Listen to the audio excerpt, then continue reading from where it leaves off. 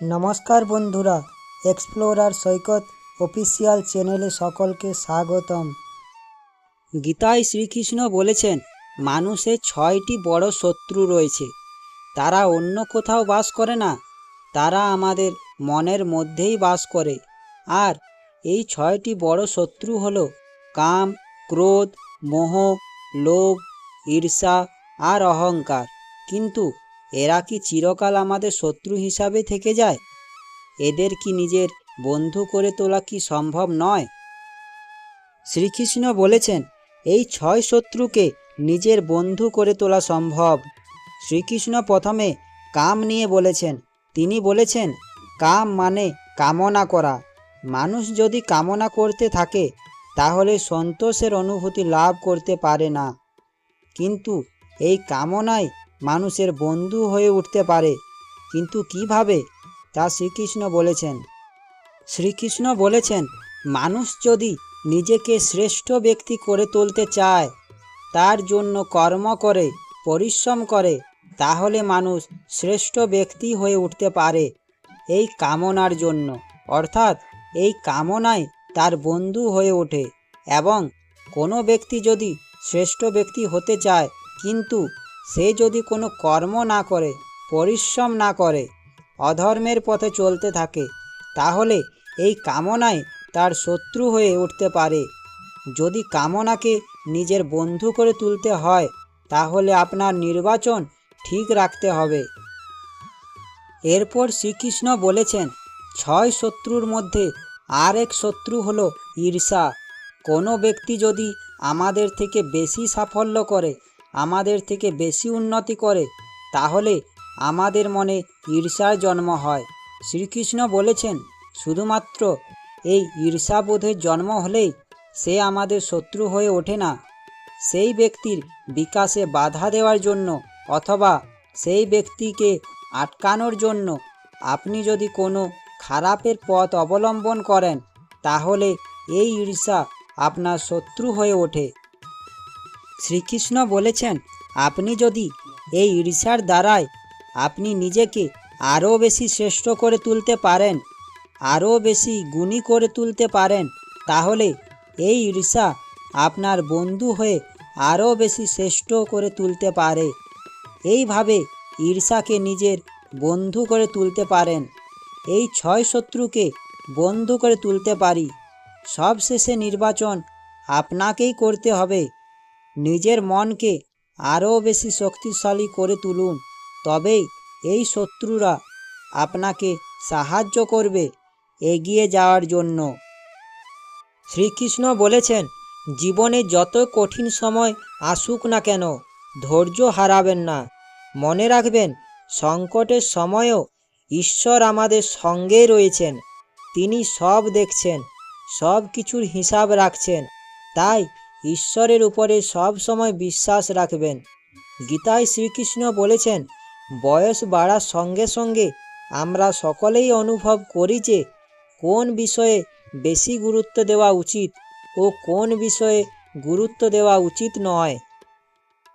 একটা সময়ের পর আমরা সকলেই বুঝতে পারি যে আমরা সেই সব অপ্রয়োজনীয় মানুষকে বেশি গুরুত্ব দিয়ে এসেছি, যাদের অবদান আমাদের জীবনে কিছুই থাকেনি। যখন আমরা বুঝতে পারি, তখন আমাদের কিছু করার থাকে না। তাই বুঝতে শিখুন আপনার জীবনে কার অবদান আছে ও কার অবদান নেই। গীতায় শ্রীকৃষ্ণ বলেছেন, যখন আপনার মনে কোনো সমস্যা তৈরি হবে, তখন আপনি গভীর শ্বাস নিতে থাকুন এবং আপনার মনের সমস্ত সংকট, অস্থিরতা ও সংশয় ঈশ্বরের চরণে নিবেদন করুন। কারণ ঈশ্বরের চরণে জীবনের সব সমস্যার সমাধান হয়। সব সময় ঈশ্বরের উপরেই বিশ্বাস রাখুন। এই যুগে ঈশ্বর ছাড়া কেউ রক্ষা করতে পারবে না। গীতায় শ্রীকৃষ্ণ বলেছেন, সকল মানুষের নিজের রাগ নিয়ন্ত্রণে রাখা উচিত। যখনই মানুষ রেগে যায়, তখন নিজের উপরে নিয়ন্ত্রণ না রেখে ভুল সিদ্ধান্ত গ্রহণ করে। রাগের মাথায় কোনো সিদ্ধান্ত নেওয়া উচিত নয়, কারণ এই সিদ্ধান্তের ফলে সকলকে ভবিষ্যতে অনুতাপ করতে হবে। শ্রীকৃষ্ণ বলেছেন, প্রত্যেক মানুষ কর্ম অনুসারে তার ফল লাভ করেন। সেই জন্য ফলের চিন্তা না করে সঠিক কর্ম করে যেতে হবে। শ্রীকৃষ্ণ বলেছেন, আমরা অনেকে কোনো কারণে সমস্যায় পড়লে আমরা নিজেদের ভাগ্যকে দোষ দিয়ে থাকি। আমরা বলি, কপালে নেই তাই কিছুই হলো না। কিন্তু শ্রীকৃষ্ণ বলেছেন যে কারো ভাগ্য আগের থেকে কিছু লেখা থাকে না। আপনি যদি ভাবেন যে ভাগ্য আগের থেকে লেখা থাকে, তাহলে আমি বলি তারা ভুল ভাবেন। ব্যক্তি তার নিজের চিন্তা ভাবনা, আচরণ ও কর্ম দ্বারাই এগিয়ে যেতে পারেন। শ্রীকৃষ্ণ বলেছেন, মনকে নিয়ন্ত্রণ হলো সাফল্যের মূল মন্ত্র। প্রত্যেক ব্যক্তির নিজের মনকে নিয়ন্ত্রণ করা উচিত, কারণ মনকে নিয়ন্ত্রণ না করলে তা শত্রুর মতো আচরণ করে। গীতায় শ্রীকৃষ্ণ যে বিষয়টির উপরে বেশি জোর দিতে বলেছেন তা হলো নিজের উপরে ভরসা ও বিশ্বাস করা। সমস্ত ব্যক্তিকে সব সময় আত্মবিশ্বাসী থাকা উচিত এবং সঠিক সময়ের অপেক্ষা করতে হবে, কারণ সময়ের চেয়ে বলবান আর কেউ নেই। গীতায় শ্রীকৃষ্ণ বলেছেন, কখনো ভেঙে পড়বেন না, ধৈর্য ধরে রাখতে হবে এবং নিজের আবেগ নিয়ন্ত্রণ করে কর্ম করে যেতে হবে। শ্রীকৃষ্ণ বলেছেন যে একজন ব্যক্তির বর্তমানকে দেখে তার ভবিষ্যৎ নিয়ে ঠাট্টা করা উচিত নয়, কারণ সময়ের এমন শক্তি যে কয়লাকে হিরেতে পরিণত করতে পারে। তাই সময়ের উপরে ও ঈশ্বরের উপরে বিশ্বাস রাখা উচিত। শ্রীকৃষ্ণ বলেছেন, যে ভক্ত নিজেকে ঈশ্বরের চরণে রাখে তাকে ঈশ্বর সমস্ত কাজে সফল করে তোলে। এই শরীর তোমার নয়, না তুমি এই শরীরের। এই শরীর অগ্নি, জল, বায়ু, পৃথিবী এবং আকাশ দিয়ে তৈরি। সব শেষে এই শরীর পঞ্চভূতে বিলীন হয়ে যেতে হবে। আত্মা অমর, আত্মার কখনো মৃত্যু হয় না। আত্মা আগুনে পোড়ে না। শ্রীকৃষ্ণ বলেছেন, মনের কথা শোনা উচিত, কিন্তু তার মানে এই নয় যে মন যা চাইবে তাই করবেন। যার নিজের মনের উপর নিয়ন্ত্রণ নেই, তার মনেই তার জন্য সবচেয়ে বড় শত্রু। আপনার মন যদি আপনার নিয়ন্ত্রণের বাইরে চলে যায়, তাহলে তার থেকে বড় শত্রু আর কেউ হতে পারে না। চেষ্টা করুন যাতে আপনি আপনার মনকে নিয়ন্ত্রণে করতে পারেন। তার বিপরীত হলে আপনারই বিপদ। গীতায় শ্রীকৃষ্ণ বলেছেন, কাম, ক্রোধ আর লোভ এই তিনটি জিনিস হলো পাঁকের মতো, যা সাফল্যের পথে বাধা হয়ে দাঁড়ায়। এতে একবার আটকে গেলে বেরোনো অসম্ভব। খেয়াল রাখবেন যাতে এই তিনটি বিষয় আপনার উপরে চেপে বসতে যাতে না পারে।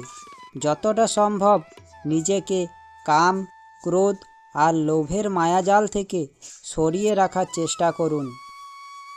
গীতায় বলা আছে, এই জীবনে কোনো কিছুই হারায় না এবং কোনো অভিজ্ঞতায় বৃথা যায় না।